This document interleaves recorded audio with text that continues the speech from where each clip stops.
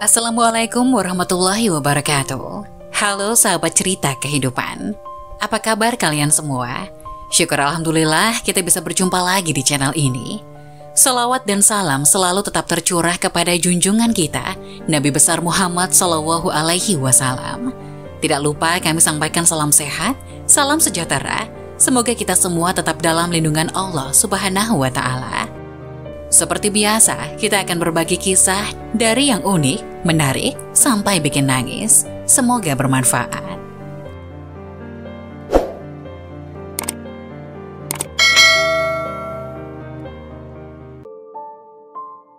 Jangan tinggalkan dua surat ini saat sholat subuh setelah membaca Al-Fatihah seperti yang dicontohkan Nabi Muhammad SAW.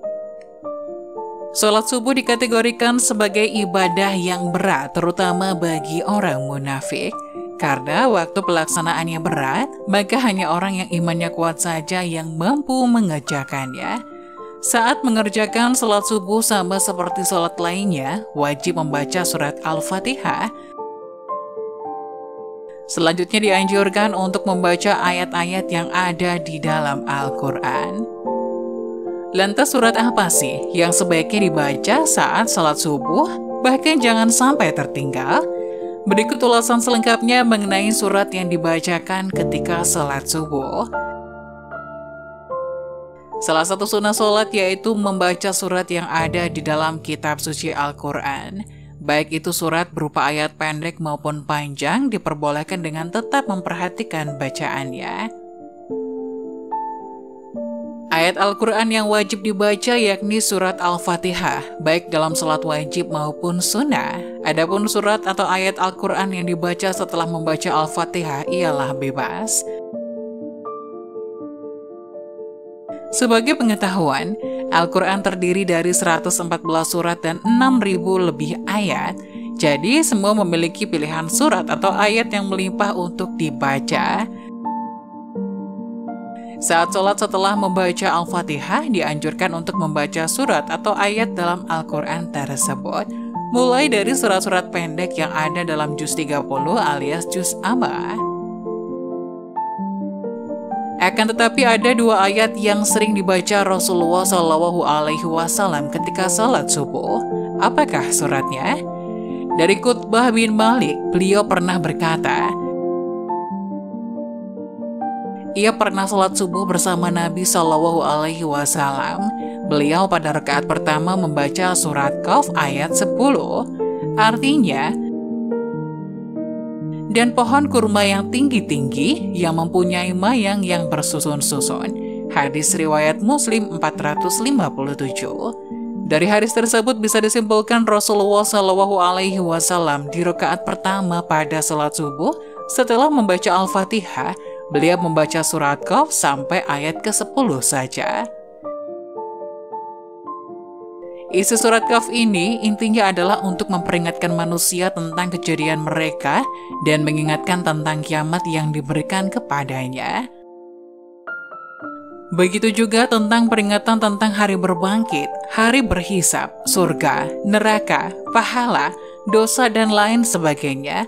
Supaya kita semua ingat kepada Allah bahwasanya akan ada hari berbangkit, di mana manusia akan dibangkitkan dari kubur lalu dihisap semua amalannya dan diberikan balasan sesuai dengan amalan perbuatannya semasa hidup di dunia. Bagi yang banyak amal baiknya akan diberikan ganjaran masuk surga, dan bagi yang banyak amal buruknya akan dimasukkan ke neraka dengan segala siksaannya.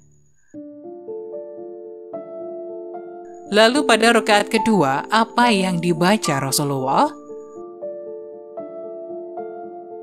Aku mendengar Nabi SAW pada salat subuh membaca surat At-Takwir, yang artinya apabila matahari digulung. Dalam surat At-Takwir ini pun juga berbicara peringatan kepada manusia tentang hari kiamat. Seolah-olah surat ini ingin menyampaikan pesan kepada manusia bahwasanya keadaan semesta alam ketika kiamat datang akan hancur. Apa keutamaan membaca surat At-Takwir pada rakaat kedua salat subuh?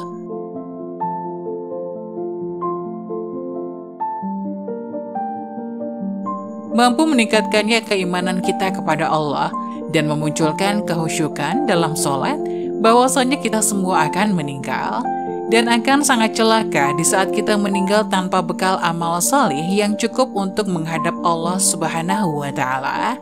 Bacalah 2 surat ini saat mengerjakan salat subuh dan pahami maknanya dengan baik. Insya Allah kita akan menjadi manusia yang senantiasa ingat kepada Allah. Ada juga kisah rajin sholat tapi tak pernah dicatat malaikat. Ternyata ini penyebabnya. Rasulullah SAW pernah menyampaikan kekhawatiran tentang sesuatu yang kemudian hari bisa menjangkiti umatnya. Beliau bersabda, "Sesungguhnya ada sesuatu yang aku takutkan di antara sesuatu yang paling aku takutkan menimpa umatku kelak, yaitu syirik kecil." Para sahabat bertanya, apakah syirik kecil itu? Beliau menjawab, riya.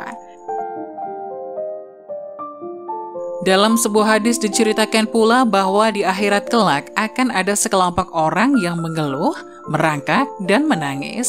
Mereka berkata, "Ya Allah, di dunia kami rajin melakukan sholat, tapi kami dicatat sebagai orang yang tidak mau melakukan sholat." Para malaikat menjawab, "Tidakkah kalian ingat pada waktu kalian melakukan sholat, kalian bukan mengharap ridha Allah, tapi kalian mengharap pujian dari manusia? Kalau itu yang kalian cari, maka carilah manusia yang kau harapkan pujiannya itu." Jelaslah bagi kualitas sebuah amal berbanding lurus dengan kualitas niat yang melatar belakanginya. Bila niat kita lurus, lurus pula amal kita. Namun bila niat kita bengkok, amal kita pun akan bengkok. Agar niat kita senantiasa lurus dan ikhlas, alangkah baiknya apabila kita menghayati kembali janji-janji yang selalu kita ucapkan saat sholat. Sesungguhnya, sholatku, ibadahku, hidup dan matiku hanyalah untuk Allah seru sekalian alam. Nah, itulah 2 surat yang dibaca saat sholat subuh setelah membaca Al-Fatihah seperti yang dicontohkan Nabi Muhammad SAW. Semoga kisah tadi dapat memberikan hikmah dan manfaat untuk penonton semuanya. Jangan lupa like, subscribe video ini agar tidak ketinggalan info-info bermanfaat selanjutnya. Sekian dari kami, terima kasih. Wassalamualaikum warahmatullahi wabarakatuh.